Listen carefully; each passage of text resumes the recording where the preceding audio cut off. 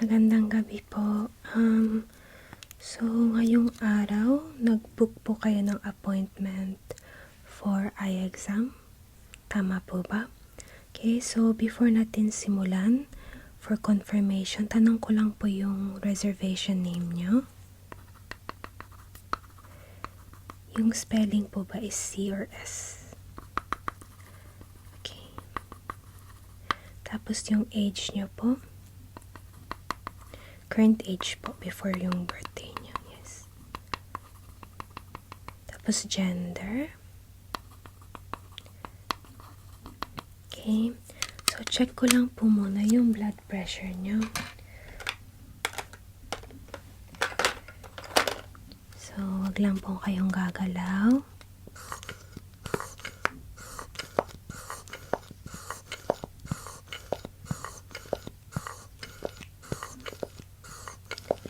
Normal naman po, so wala naman po tayong pag-aalalahan dyan. Sulat ko lang po. Tapos, sunod is yung temperature nyo po. Pipip. Wait lang po, medyo na-fail tayo. Isang beses pa po. Pipip. Yan. 37 degrees. Medyo higher than usual.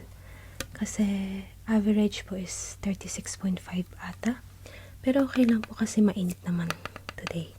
Kaya understood naman po.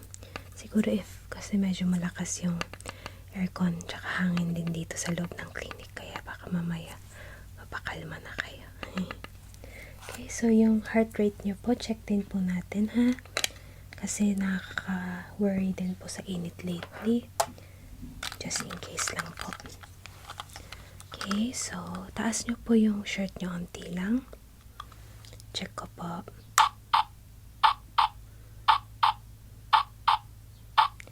Tapos sa baba ng chest area rin po.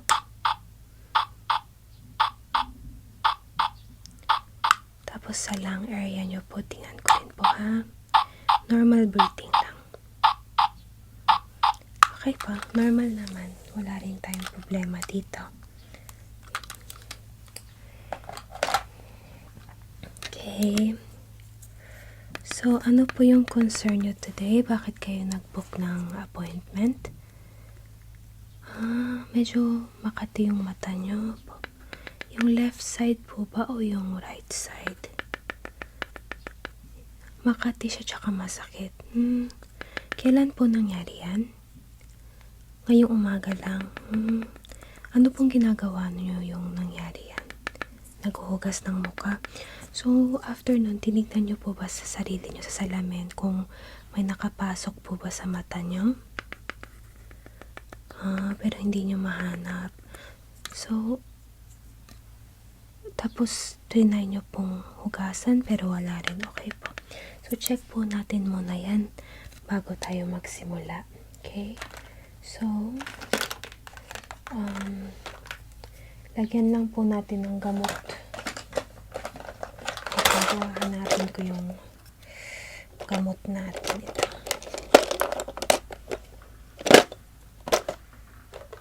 Yan.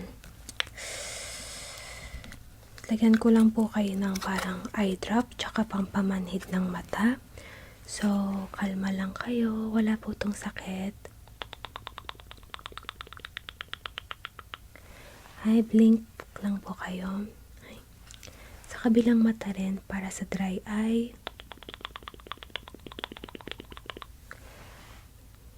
Isang beses pa po ha.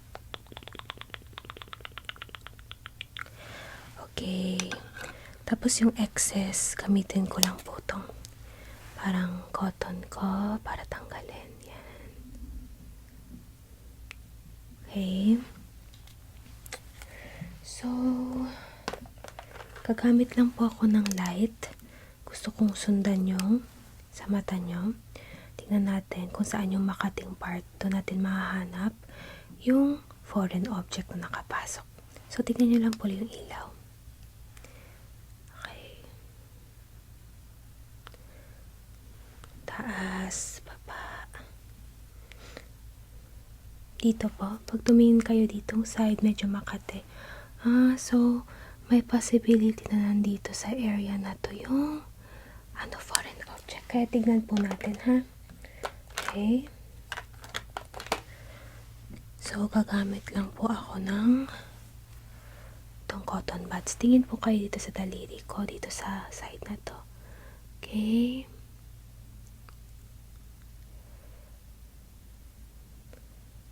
May pilik mata nga, tsaka para siyang nakahiga, kaya medyo natutusok yung mata nyo. Kaya pala. So, kailangan ko ng ilaw kasi medyo madilim. Itong stick na to, hindi siya, mukha siya matigas, pero hindi. Para siyang rubber. So, huwag kayong mag-alala. Ito yung gagamitin ko para madali natin makuha. So, tingin lang kayo dito kahit wala yung daliri ko, ha?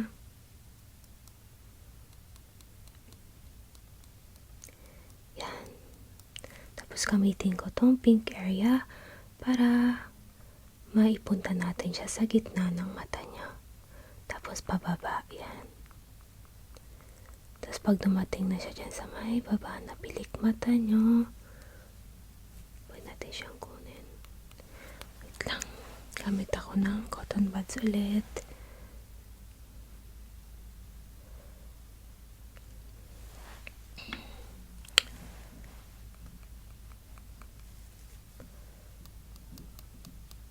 Tapos, kunin ko siya ng ganyan. Yan. Natanggal na siya. Medyo mahaba pala yung pilik mata tsaka mataba, kaya nasasaktan kayo. Pero okay na siguro. Sige, bigyan ko kayo ng gamot ulit kasi baka ma-irritable yung mata nyo. So, yan, blink lang kayo para mabalik yung moisture ng mata nyo. Okay? Tapos, kasi medyo kinalaw rin natin yung linya dito ng mata nyo, maglalagay lang ako ng cream para hindi siya mamula tsaka mamaga masyado mamaya. So, tingin lang kayo sa taas. Yan, tapos tingin kayo sa baba.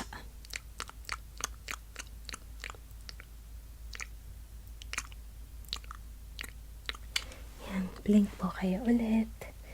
Okay? So, ngayon magko-conduct lang po ako ng madaling eye exam para sure natin na yung mata nyo is gumagalaw normally at saka wala tayong mahanap na ibang problema, okay? So, unahin natin tong chart na to. Tingnan natin kung gaano kalinaw or kalabo yung mata nyo po. Magamit lang ako nito. So, kung saan ko tinuro to, yun yung sabihin nyo sa akin. So, marami tayong E dito sa chart. Sabihin nyo sa akin kung saan siya nakaharap or yung nakabukas na part niya, okay? Yan, tingnan nyo dito. Saan siya nakabukas? Kaliwa, kanan, taas or baba, ganon. Ito. Ito. Ito. Ito. Ito. Ito. Ito. Ito. Medyo humihirap na nga. Ito, kita nyo pa? Medyo. Ito. Balik ko tayo. Dito. Dito. Okay. Okay naman po. Lista ko lang yung resulta ng pagtanggal ng eyelash nyo po, tsaka yung ay yung mata, yung measurement ng mata nyo po for both sides. Okay.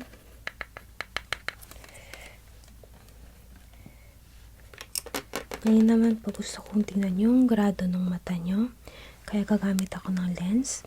Sabihin nyo sa akin kung medyo hindi siya comfortable sa mata nyo or if normal lang, ibig sabihin nasa magandang range naman yung eyesight nyo. Okay?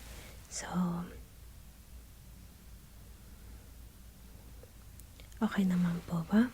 Okay, so try natin ibang lens naman. Ito.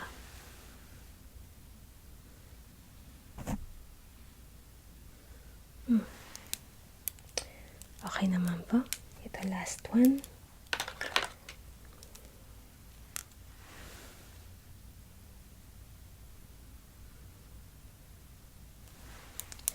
Okay, mukhang wala naman po talagang problema, which is always a good news.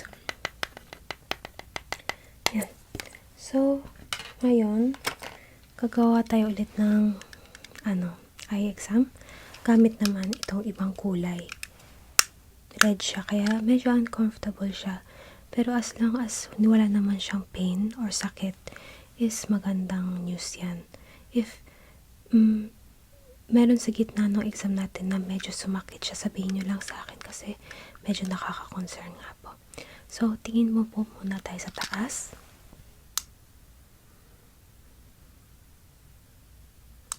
Tapos, tingin ka po sa baba. Medyo hilain ko lang po yung nyo dito. Parang, tawag dito? Dito. Yung eye bag area nyo. Okay, tapos tingin kayo sa kaliwa. Tapos sa kanan naman po. Okay, tapos tingin kayo sa ilong ko.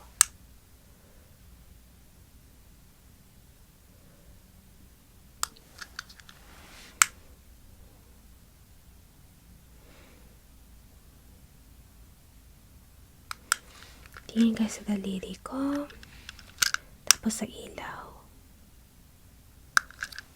Daliri ko, tapos yung ilaw. Ngayon naman gusto kong tingnan kung gaano kabilis yung yung galaw ng mata nyo. Depende sa rules. Kaya ang gagawin natin, titingin kayo sa ilong ko. Pag umilaw to, tingin kayo sa kanya, tapos balik nyo agad sa ilong ko yung tingin nyo. Okay? Practice tayo. Sige, ilong ko muna tingnan nyo. Good. Continue lang po natin. Habang ginagalaw ko to, sa ilong lang po yung tingin natin, ha?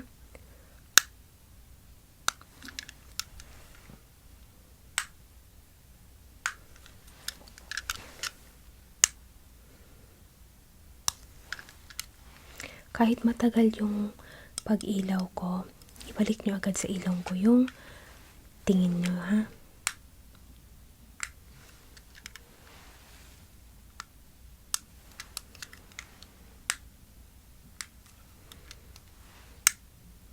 Very, very good job po.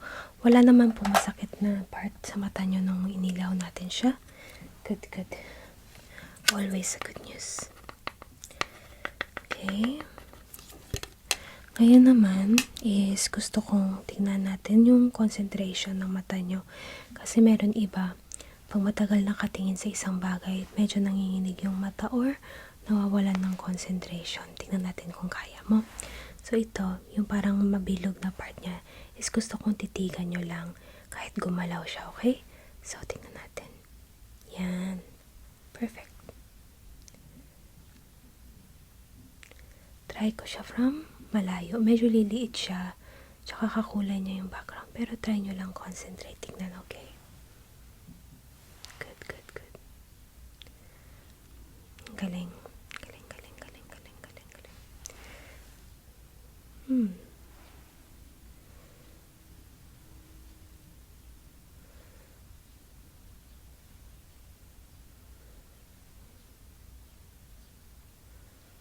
Mukhang wala naman tayong problema dito.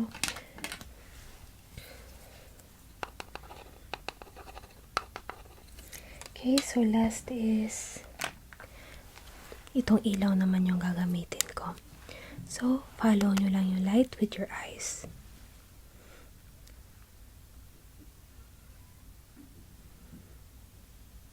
Okay, so tumingin kayo sa daliri ko. Medyo lalakasan ko yung ilaw. Try nyo lang concentrate sa daliri ko para hindi kayo masilawan, ha? Okay? Good job. Dito naman po. Good job. Tapos next naman, gusto ko mag-switch focus tayo. Tingin kayo sa daliri ko.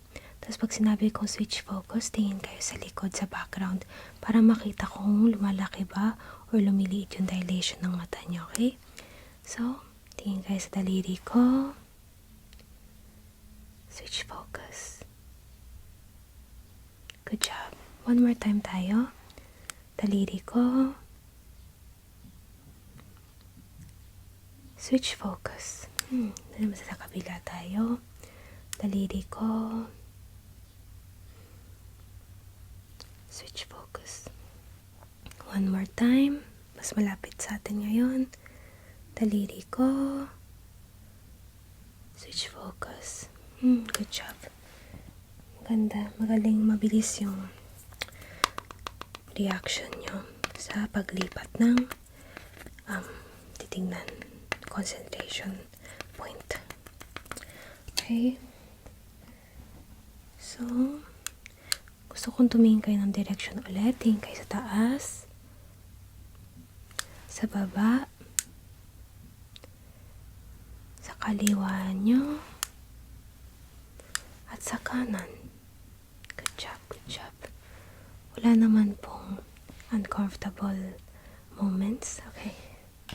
Great, great. So, for now, wala naman tayong problema sa mga tests and exams. Lalagyan ko lang ng gamot yung linya ng mata nyo para kasi napagod din kayo.